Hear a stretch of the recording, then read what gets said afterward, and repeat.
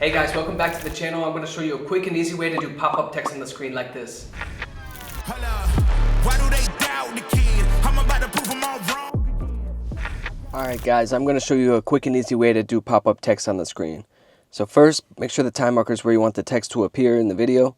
Go down to the type tool and go ahead and enter the text you would like to appear. Alright, now I'm going to go ahead and use the selection tool to adjust the location. So if you're on Mac and you hold the command, when you move it, you can see that it snaps to. I'm just going to center it. Alright, once you've gone ahead and did that, what we're going to do is we're going to go to the effects library.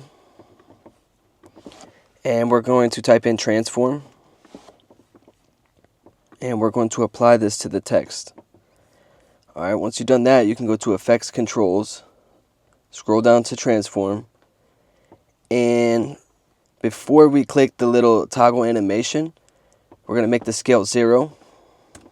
That's important that you do that before you click on the toggle animation, okay?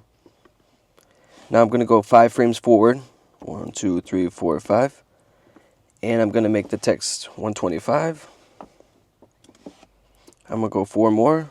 1, 2, 3, 4. And I'm going to make it 95. I'm going to go 3 more. And I'm going to make it 100. Now, feel free to play around with those numbers depending on the look you're going for. And I'll go ahead and show you what that looks like. Alright, that's the quick and easy way to go ahead and do pop-up text on the screen. Thanks for watching. If you're new to the channel, go ahead and drop a like and subscribe. I'm going to be dropping video tutorials like this weekly.